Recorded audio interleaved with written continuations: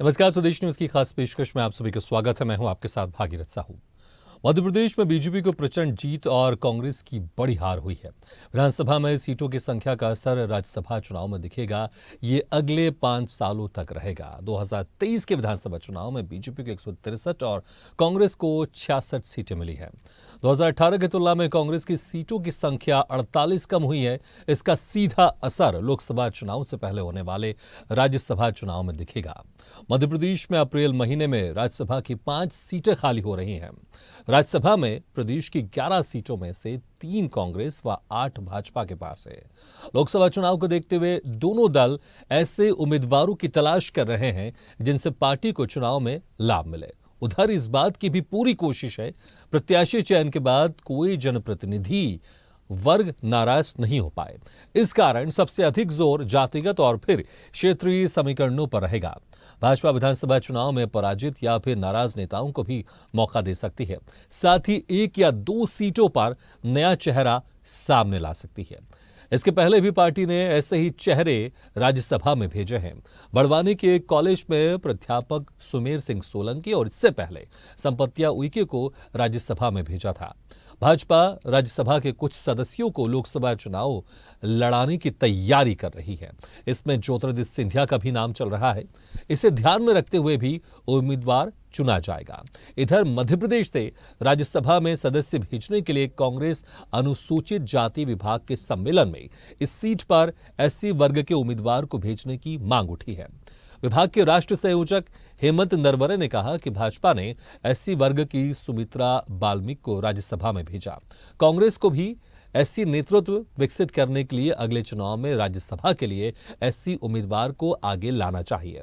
इस वर्ग में प्रदेश कांग्रेस अजा विभाग के अध्यक्ष प्रदीप अहिरवार, पूर्व मंत्री सज्जन सिंह वर्मा और विजय लक्ष्मी साधो दावेदार हैं।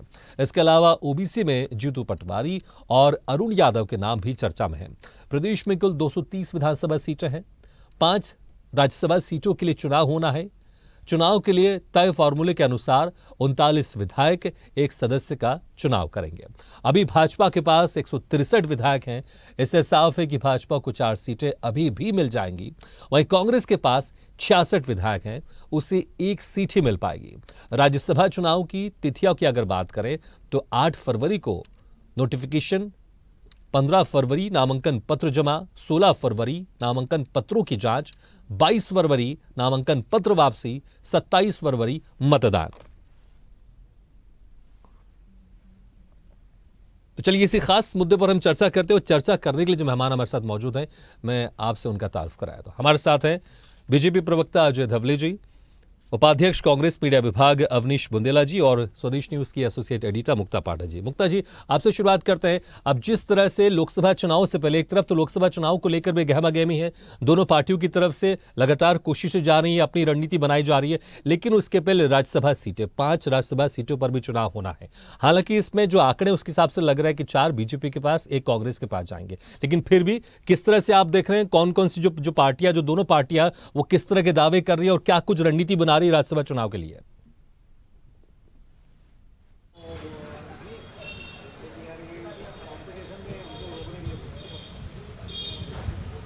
बिल्कुल भागीरथ जी, जैसा अभी आपने कहा कि 4 जो सीट है वो बीजेपी के पास जा सकती है और 1 कांग्रेस के पास, जिस तरह का जो विधानसभा में आंकड़े हैं और जो हम बात कर रहे हैं कि जो बात हो रही है जातिगत राजनीति की लगातार हम देख रहे हैं, तो उसके तहत ये बिल्कुल माना जा सकता है कि कांग्रेस जो है किसी ट्राइबल फेस को आगे कर सकती है या एससी फेस को आगे कर सकती। देखिए, आप जिस तरह से जो कांग्रेस में जो बदलाव हुए हैं, तो देखिए उमंग सेंगार को आगे किया गया है नेता प्रतिपक्ष के रूप में, तो वो एक ट्राइबल फेस है। तो हम लगातार देख रहे हैं कांग्रेस में अगर हम बात कर रहे हैं तो लगातार जातिगत राजनीति की बात हो रही है, उस तरह के वोट बैंक की बात हो रही है। तो मध्य प्रदेश में अगर कांग्रेस की बात करें तो ट्राइबल फेस, एससी फेस और इसमें जो है तमाम जो बड़े नेता हैं वो अपने दावेदारी जो इसमें पेश करेंगे। और बीजेपी की बात करें तो बीजेपी की जो रणनीति अभी समझ आ रही है, देखिए जो लगातार हम देख रहे हैं इस बार का जब विधानसभा चुनाव हुआ,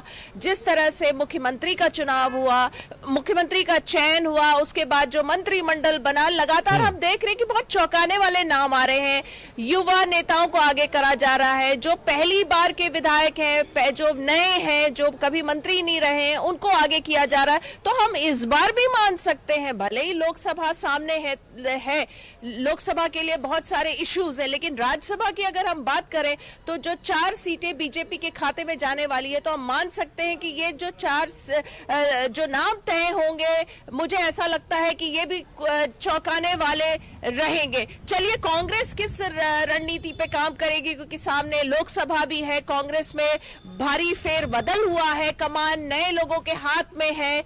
एक ही सीट अगर एक सीट भी कांग्रेस के पास जा रही तो क्या रणनीति रहेगी, कौन से चेहरे आगे आएंगे? चलिए हम पूछ लेते हैं, क्या कहेंगे आप, कांग्रेस किस रणनीति पे राज्यसभा के लिए काम करेगी? देखिए, सबसे पहली बात तो राज्यसभा चुनाव में हम सब जानते हैं फिलहाल 34 विधायकों की संख्या के ऊपर एक राज्यसभा सांसद बनता है। और वर्तमान के जो आंकड़े वो कहते हैं कि एक सीट लगभग कांग्रेस के पास आएगी और बाकी दूसरी सीट में कुछ हम 7-8 विधायकों से शॉर्ट हैं, तो हम ये मानते हैं कि एक सीट हमारी सेफ है।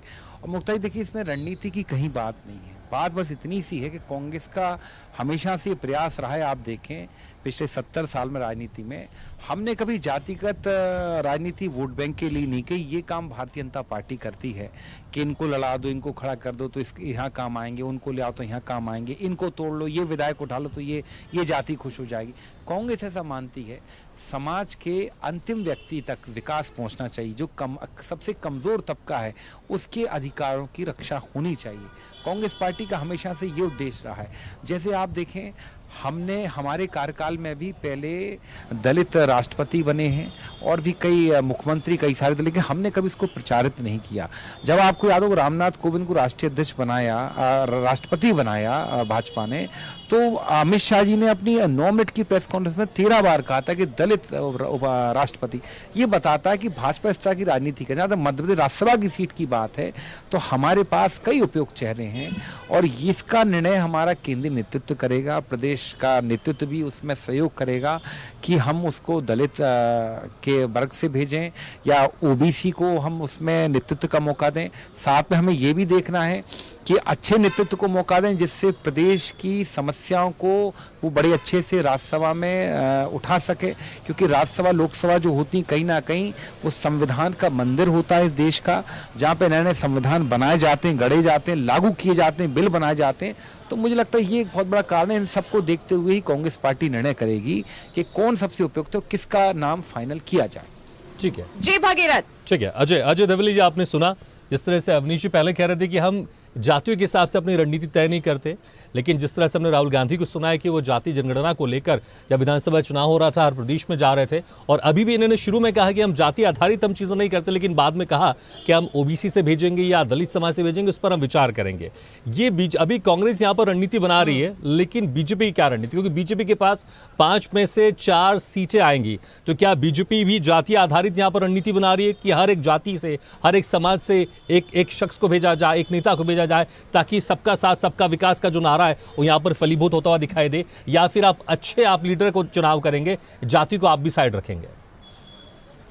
देखिए भगीरथ जी, भारतीय जनता पार्टी जब से सत्ता में आई है, जब भारतीय जनता पार्टी को अवसर मिलता है राज्यसभा में लोगों को भेजने का, तो भारतीय जनता पार्टी ने हमेशा से उद्देश्य रखा है कि राष्ट्र निर्माण में जो कंट्रीब्यूट करते हैं ऐसे लोग राज्यसभा में जाए, क्योंकि राज्यसभा हमारे संसद का उच्च सदन होता है और उच्च सदन में हमेशा विमर्श, एक सशक्त विमर्श और अच्छा विमर्श के लिए जो लोग कंट्रीब्यूट कर सके उन लोगों को भेजा जाता है, ना कि उन लोगों को जो गांधी परिवार के दरबारी हैं। आप देखेंगे कि पूर्व में भगीरथ जी ये एक लंबी श्रृंखला चली थी कि गांधी परिवार उन्हीं लोगों को अकोमोडेट करता था जो उनके इंटरेस्ट की बात करते थे, उनके राइट सेफगार्ड करने की बात करते थे। लेकिन भारतीय जनता पार्टी ऐसा दल है जो सामान्य से परिवारों से आने वाले, सामान्य से दिखने वाले ऐसे लोग भी आज राज्यसभा में या उच्च सदन में जा रहे हैं, क्योंकि भारतीय जनता पार्टी ने राष्ट्र निर्माण के लिए जिस उद्देश्य के साथ में कार्य कर रही है, मुझे लगता है कि इस देश में सारे लोगों को प्रोपोर्शनेटली उस उच्च सदन में जाने का अवसर मिलना चाहिए, ना कि उन्हीं लोगों को जो किसी परिवार विशेष की जी हुजूरी करते हैं। आप देखेंगे मध्य प्रदेश से ऐसे उदाहरण है, संपत्ति उइके जी जिला पंचायत की अध्यक्ष सदस्य थी, भारतीय जनता पार्टी ने उन्हें राज्यसभा में भेजा। हमारी सुमित्रा वाल्मीकि जी वहां की जबलपुर की हमारी पार्षद थी, वो आज राज्यसभा में। सुमेर सिंह सोलंकी जी राष्ट्र निर्माण हेतु काम करते थे, समाज सेवा का काम कर रहे थे, उन्हें राज्यसभा में भेजा। तो मध्य प्रदेश के ऐसे अनेक उदाहरण है, महाराष्ट्र में ऐसे अनेक उदाहरण है जो विभिन्न आयामों में लगे हुए लोग हैं, जो कहीं ना कहीं विचार से जुड़े हुए हैं, जिनका राष्ट्र निर्माण करना उद्देश्य है। ये ऐसे लोग उच्च सदन में पहुंचे और वो नीति निर्माण और देश की नीतियों में एक कंट्रीब्यूट कर सके, ये भारतीय जनता पार्टी ये बहुत अच्छी बात है कि आप जो बातें कर रहे हैं, लेकिन अभी फिलहाल जो 4 सीटें हैं इसमें बीजेपी क्या एक सामाजिक समीकरण बिठाएगी? 4 सीटें हैं, क्या एक में जनरल, एक में ओबीसी, एक में एसटी, एक में एससी, क्या ये समीकरण बिठाएगी? क्लियर, बिल्कुल सीधा सवाल पूछ रहा हूं। भारतीय जनता पार्टी कभी भी कास्ट पॉलिटिक्स नहीं करती। ये उन लोगों से प्रश्न होना चाहिए जो ये मुझे लगता है बड़ी हमेशा इंटरेस्टिंग बात है। हर कोई करते जरूर कहता है कास्ट पॉलिटिक्स नहीं करती, लेकिन जब भी राजनीति में रणनीति होती है, मुझे लगता है मुक्ता जी इसका ख्याल जरूर रखा है कि कास्ट के हिसाब से सीटों का बंटवारा किया जाए, उम्मीदवार खड़े किए जी, जाए। मैं अभी नहीं भागीरथ जी, मैं धवले जी को सुन रहा था। भागीरथ जी मेरी बात सुनिए, मैं धवले जी को सुन रहा था, मुझे सुन के आश्चर्य हुआ। उनके 4 राज्यसभा सांसद चुने जाने हैं, गांधी परिवार कहां से बीच में आ गया? ये कह रहे हैं कि जो गांधी परिवार की दरबारी करते हैं हम उनको नहीं भेजते। भैया कौन कह रहा है? आप अपने भेजिए ना, जो आपकी पार्टी के हैं। क्या लोगों का शॉर्टेज है जो आप कह रहे हैं जो गांधी? भैया आप अपनी पार्टी के भेजिए। ये बताता है कि भाजपा मानसिक दिवालियेपन के दौर से गुजर रही है कि उनको हर बात पर गांधी परिवार को बीच में लाने की आवश्यकता है। हमने सीधा कहा भैया एक हम भेजेंगे। और देखिए एक बात और मैं भागीरथ जी बताऊं, मैंने कहा था कास्ट बेस्ड पॉलिटिक्स हम नहीं कर, लेकिन हाँ ये राहुल जी का कहीं ना कहीं एक उद्देश्य है कि जाति का जनगणना होनी चाहिए, वो इसलिए कि हर वर्ग को उसका अधिकार मिल सके। लेकिन हम राजनीति जाति का तो उससे नहीं करते, हम क्या आंकड़ों के हिसाब से भाजपा करती है। और बाकी अभी धवले साहब ने कहा, मैं पूछना चाहता हूं कि आप अपने चुनिए, आप ये क्यों कह रहे हैं कि जो गांधी परिवार की दरबारी करते हैं हम उनको नहीं भेजेंगे? भैया भाजपा के लोग हैं, आप तो हमेशा गांधी परिवार को गाली देते हैं, आप दरबारी की बात करें। और दरबारी करने वाले कभी राजनीति नहीं कर पाते, ना कांग्रेस में ना भाजपा में करते हो तो आप बता दीजिए। हमारे यहाँ तो ऐसा नहीं है धवले साहब। धवले जी क्यों? आखिर मैं हालांकि उस वक्त मैं भी आपको टोकने वाला था, मैंने कहा ठीक है आप लोग की बात पूरी होने देता हूं। क्यों आप अपने हिसाब से चुनाव कीजिए ना, आप बीच में कांग्रेस की आप रणनीति को क्यों शामिल लेकर आए? नेचुरल सी बात है, कांग्रेस की जो विचारधारा को समर्थन करेगा कांग्रेस उसी को आगे बढ़ाएगी, आपकी पार्टी में जो आपकी विचारधारा को समर्थन करेगा आप उसको आगे बढ़ाएंगे। लेकिन यहाँ पर जो आप लोग चुनाव करने वाले हैं उम्मीदवार का, क्या इसको लोकसभा चुनाव के हिसाब से भी ध्यान रखा जाएगा? क्योंकि कुछ ऐसे उम्मीदवार हो सकते हैं कि जो अभी आपके लोकसभा में हैं उनको राज्यसभा में भेजा जाएगा, क्योंकि हमने देखा है बड़ा फेरबदल हुआ है विधानसभा में, तो क्या यह फेरबदल देखने को मिलेगा? भारतीय जनता पार्टी का उद्देश्य, जैसे कि मैंने कहा, कि राष्ट्र निर्माण का है। इस देश राष्ट्र सर्वोपरि की नीति के साथ में चलने वाला हमारा दल है।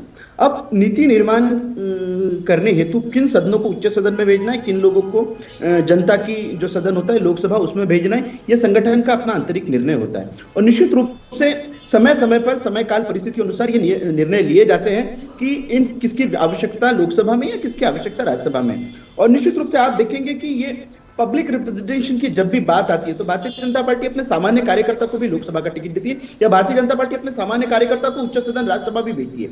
तो यह कभी डिफरेंशिएट नहीं किया जाता कि और योग्यता अनुसार क्षमता अनुसार जो कार्यकर्ता होते हैं उन्हें दायित्व दिए जाते हैं और वो अपने अपने दायित्व का सम्यक रूप से निर्वहन करते हैं। इसीलिए हम विश्व का सबसे बड़ा राजनीतिक दल है, क्योंकि हम दूसरों से हमेशा भिन्न रहते हैं।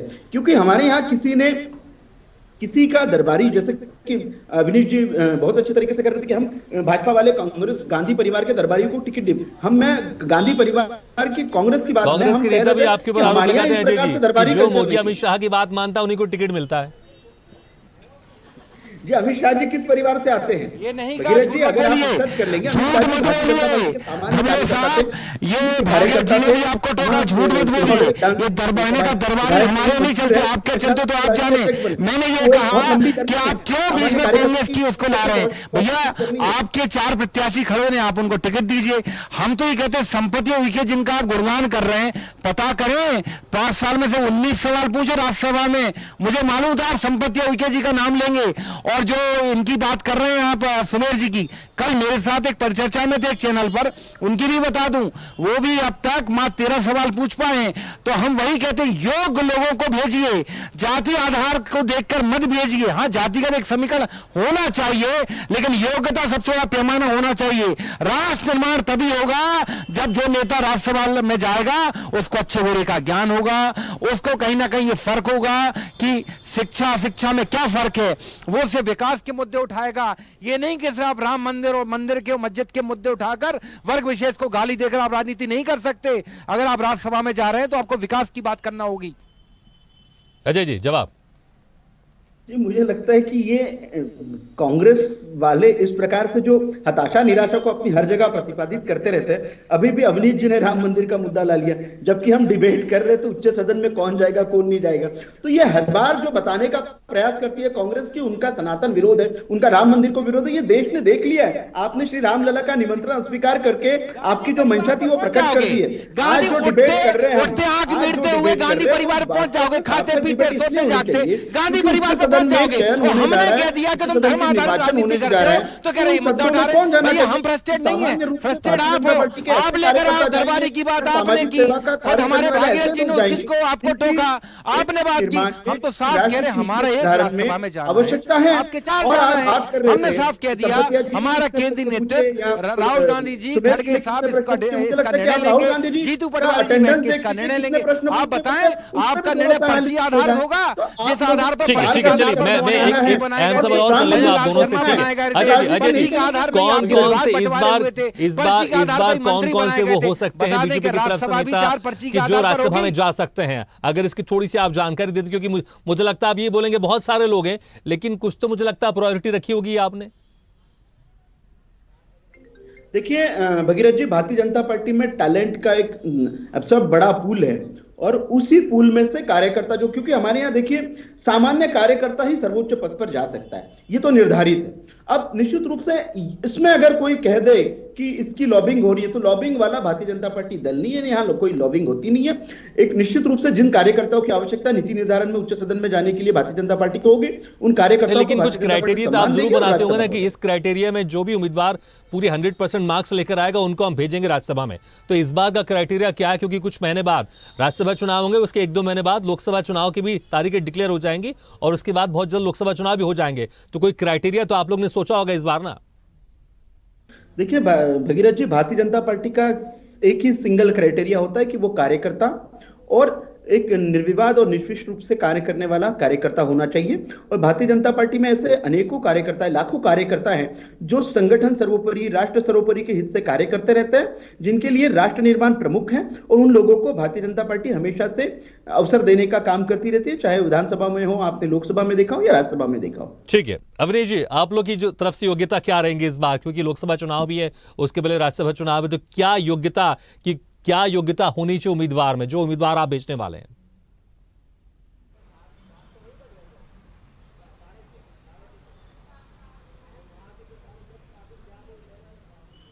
देखिए, अभी हमारे जो राजमणि पटेल जी का कार्यकाल पूरा हो रहा है, ओबीसी वर्ग से आते हैं।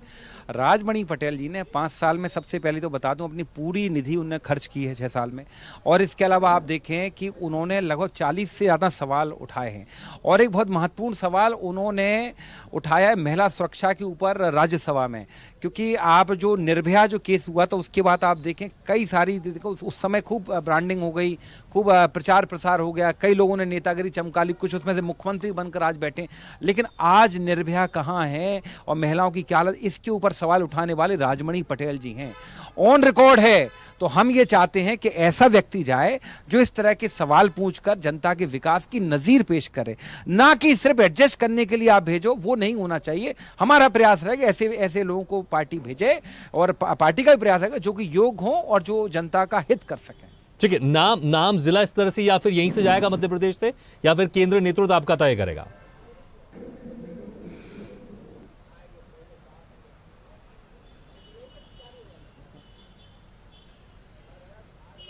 सर वो दोनों मिलकर तय करेंगे, इसका ये विषय हमारा नहीं है। वो दोनों अजय जी आपकी तरफ से क्या केंद्र नेतृत्व तय करेंगे, या फिर मध्य प्रदेश से भी कोई यहाँ से सहयोग लिया जाएगा? देखिए, भारतीय जनता पार्टी में सब विमर्श से तय होता है और विमर्श के तहत ये नाम तय किया जाएगा। राज्य का संगठन, केंद्र का संगठन और ये सब मिलकर निर्धारित करेंगे कि कौन हमारा उम्मीदवार होगा राज्यसभा की सीटों के लिए। सीटें बढ़ाने की भी कोशिश की जाए, क्योंकि अक्सर आप लोग के टारगेट जो रहते हैं वो थोड़े बड़े ही रहते हैं। जी, क्या क्या प्रश्न था? मैं कह रहा हूं, अभी अगर आंकड़े देखें तो 4 सीटें आपके हिस्से में आते हुए दिखाई दे रही है, लेकिन बीजेपी का जो टारगेट रहता है हमेशा थोड़ा ज्यादा ही रहता है। क्या 5 की 5 सीटों पे नजर है? जी भगीरथ जी, मुझे लगता है कांग्रेस के पास 5वीं सीट जीतने के लिए स्पष्ट बहुमत है। तो वो लेकिन ये संगठन नहीं, निर्णय करेगा कि उसमें कोई शक नहीं दिखाई दे रहा, लेकिन लेकिन बीजेपी की रणनीति कभी कभी हमेशा 360 डिग्री घूम जाती है, इसलिए मैं कह रहा हूं। मैं नहीं, भारतीय जनता पार्टी ये निर्णय लेगी, संगठन निर्णय लेगा कि कंटेस्ट करना है या नहीं करना है जो 5वीं सीट है। ठीक है, चलिए, मुझे लगता है समय पे निर्णय लिया हाँ, जाएगा। ठीक है, मुझे लगता है एक अहम सवाल है मुक्ता जी, मुझे लगता है एक अहम सवाल है वाकई। क्या निर्विरोध सभी जो 5 उम्मीदवार होंगे चुने जाएंगे, या फिर एक आध सीटों में कुछ कंटेस्टेंट देखने को मिलेगा, कुछ कंपटीशन देखने को मिलेगा? जैसे अजय धवल जी कह रहे हैं कि 5वें उम्मीदवार हमको उतारना कि उतारना, ये देखने वाली बात होगी।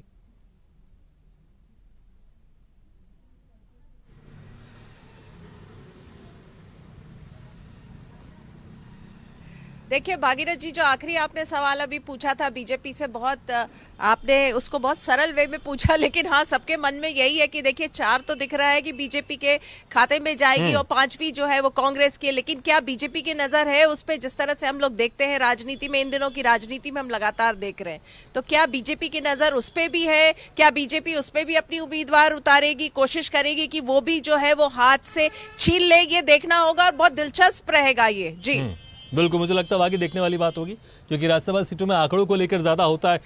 अवनीश जी, एक लास्ट, क्या आप पूरा श्योर हैं कि जो पूरे जो 5 उम्मीदवार होंगे निर्विरोध होंगे, या आपको लगता है कि बीजेपी की तरफ से 5वें उम्मीदवार जहां से आपकी जो क्लियर सीटें माने जा रही है वहां से कुछ कॉम्पिटिशन आप लोग को मिल सकता है?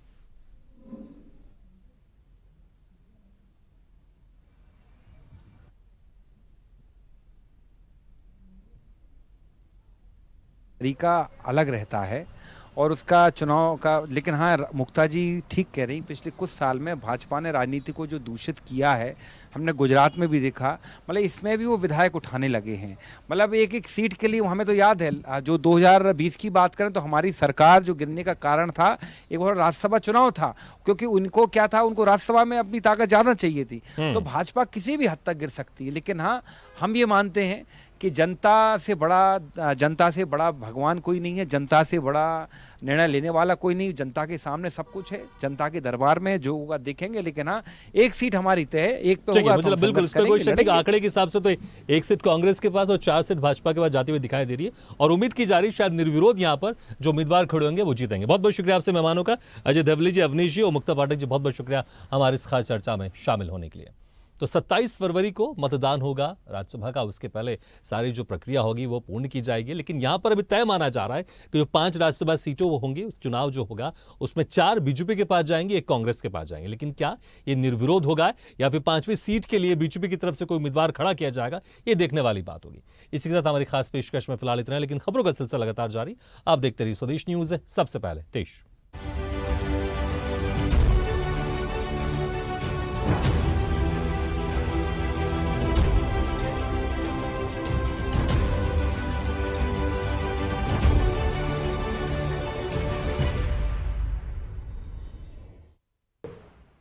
ऐसे ही वीडियो के लिए लाइक करें, शेयर करें, फॉलो करें और YouTube पर जाकर सब्सक्राइब करें और बेल आइकन को दबाना ना भूलें। और ताजा तरीन अपडेट के लिए स्वदेशलाइव.com पर जरूर जाएं।